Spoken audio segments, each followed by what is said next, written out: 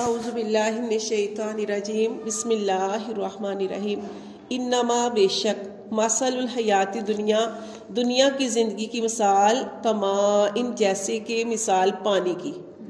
انزلناہ کہ ہم اس کو اتارتے ہیں من السماء آسمان سے، کس کو؟ پانی کو، بارش کو، فاختلط تو نکلتا ہے بھی اس سے نبات الارض زمین کا سبزہ، جب بارش ہوتی ہے تو اس سے زمین کا سبزہ نکلتا ہے، مما اس سے یاکل الناس کھاتے ہیں لوگ بھی، والانعام اور مویشی بھی، یعنی انسانوں کی جو پھل ہیں سبزیاں وہ بھی نکلتی ہیں اور جانوروں کے لیے بھی گھاس وغیرہ اگتی ہے۔ اللہ فرماتے ہیں اس سے انسان بھی کھاتے ہیں اور جانور بھی کھاتے ہیں، حتیٰ یہاں تک کہ اذا جب اخذت الارض پکڑتی ہے زمین زخرفاہا اپنی رونق کو، یعنی جب بارش ہوتی ہے کھیتی نکلتی ہے جیسے گندم ہے یا چاول کی فصل ہوتی ہے یا کچھ بھی، اللہ فرماتے ہیں جب زمین اپنی رونق کو پکڑتی ہے یعنی کھیتی سرسبز شداب ہو جاتی ہے، وزینت اور مزین ہو جاتی ہے، خوبصورت لگتی ہے، وظن اہلھا تو گمان کرتے ہیں اس کے مالک، کھیتی کے مالک جو ہوتے ہیں کسان، وہ گمان کرتے ہیں انہم کہ بے شک وہ قادرون قدرت پائیں گے علیہ اس پر، کہ اب ہمیں بہت فائدہ ملے گا، اب ہمیں اس سے فائدہ حاصل ہونے والا ہے، اس پر قدرت پا لیں گے۔ آتاہا تو آتا ہے امرنا ہمارا حکم، لیلن راتوں کو اور نہارن یا دن کو، فجعلناہا تو ہم اس کو کر دیتے ہیں حصیدن کٹا ہوا۔ اللہ کا حکم کیا کہ کھیتی بالکل تیار ہے، فصل بالکل تیار ہوتا ہے، اور بعض دفعہ آپ نے دیکھا کہ ایک دم سیلاب آ جاتا ہے یا پھر آسمان سے طوفانی آندھی آ جاتی ہے کہ جس کی وجہ سے کیا ہوتا ہے، فصل خراب ہو جاتی ہے۔ اللہ فرماتے ہیں آتا ہے ہمارا حکم راتوں کو یا دن کے وقت، فجعلناہا تو ہم اس کو بنا دیتے ہیں حصیدن کٹی ہوئی، کأن لم تغن بالامس کہ جیسے کل یہاں پہ تھی ہی نہیں، یعنی اس قدر خراب کر دیتے ہیں کہ جیسے یہاں پہ کچھ تھا ہی نہیں۔ کذالک اسی طرح نفصل الآیات اللہ تعالیٰ کھول کھول کر بیان کرتے ہیں اپنی آیات، لقوم یتفکرون غور و فکر کرنے والوں کے لیے۔ تو جو پہلی آیت پڑھی گئی اللہ تعالیٰ نے فرمایا کہ انما مثل الحیات دنیا کی زندگی کی مثال بھی اسی طرح ہے کہ انسان پہلے بچہ ہوتا ہے، پھر بلوغت ہوتی ہے، پھر جوان ہوتا ہے، پھر بڑھاپا، پھر بڑھاپے سے پھر، اور کئی لوگ تو اس سے پہلے اس دنیا سے چلے جاتے ہیں، ٹھیک ہے۔ اللہ فرماتے ہیں جیسے کھیتی ہے، وہ ایک کھیتی کو اللہ تعالیٰ چاہے تو پوری فصل تیار ہو جائے لیکن آخر اسے کٹنا ہے، ختم ہو جاتی ہے نا،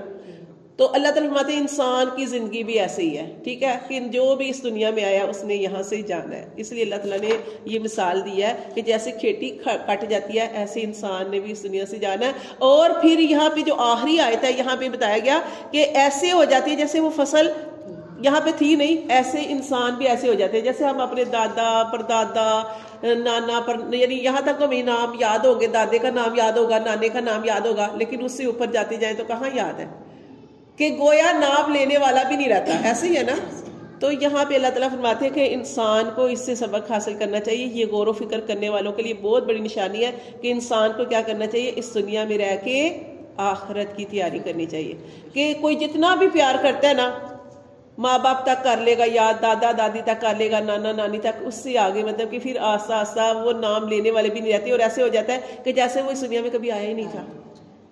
یہ انسان کی حقیقت ہے۔ اللہ فرماتے ہیں واللہ اللہ یدعو اللہ تمہیں پکارتا ہے الی دار السلام سلامتی والے گھر کی طرف۔ وہ کون سا گھر ہے؟ جنت، کہ وہ اعمال کرو جو تمہیں جنت کی طرف لے کے جائیں۔ دنیا میں کوئی کسی کو کتنا یاد کر لے گا، آخر اس دنیا سے جانا ہے، اور اپنے ہی اعمال جو ہیں وہ انسان کے کام آئیں گے۔ اللہ فرماتے ہیں اللہ تمہیں پکارتا ہے دار السلام کی طرف، ویہدی اور اللہ تمہیں راہ دکھاتا ہے من یشاء جسے چاہتا ہے الی صراط مستقیم سیدھے رستے کی طرف، جس کو چاہتا ہے اللہ تعالیٰ سیدھے رستے کی طرف ہدایت دیتا ہے۔ لیکن آپ قرآن میں بار بار پڑھ چکے ہیں کہ ہدایت کس سے ملتی ہے؟ طلب کرنے والوں کو، جو طلب کرتے ہیں، جو کوشش کرتے ہیں، اللہ تعالیٰ ان کو ہدایت دیتے ہیں، جو طلب نہیں کرتے ان کو ہدایت نہیں ملتی۔ اللہ فرماتے ہیں للذین احسنوا اور وہ لوگ جنہوں نے نیکی کی، حسنا ان کے لیے نیکی ہے، نیکی کرنے والوں کے لیے نیکی کا بدلہ ہے، وزیادہ اور اللہ بڑھا چڑھا کے دیں گے، ٹھیک ہے۔ اللہ فرماتے جیسے کہتے ہیں نا حدیث میں بھی آتا ہے کہ انسان ایک عمل کرتا ہے اللہ اس کو 10 گنا بڑھا دیتے ہیں، ٹھیک ہے۔ اللہ فرماتے ہیں کہ جو نیکی کرتا ہے اس کے لیے نیکی ہے، وزیادہ اور اللہ کی طرف سے زیادتی ہے نیکی میں، ولا یرحق وجوہہم اور نہیں چھوئے گی ان کے چہروں کو قطر سیاہی، ولا ذلہ اور نہ ہی ذلت، جو اچھے اعمال کرتے ہیں اللہ فرماتے ہیں ان کے چہرے قیامت والے دن چمک رہے ہوں گے، روشن ہوں گے، ان پر سیاہی نہیں آئے گی اور ان کو ذلت نہیں چھوئے گی۔ اولئک یہی لوگ ہیں اصحاب الجنہ، یہ جنت والے ہوں گے، ہم فیہا خالدون، اور اس میں وہ ہمیشہ رہیں گے۔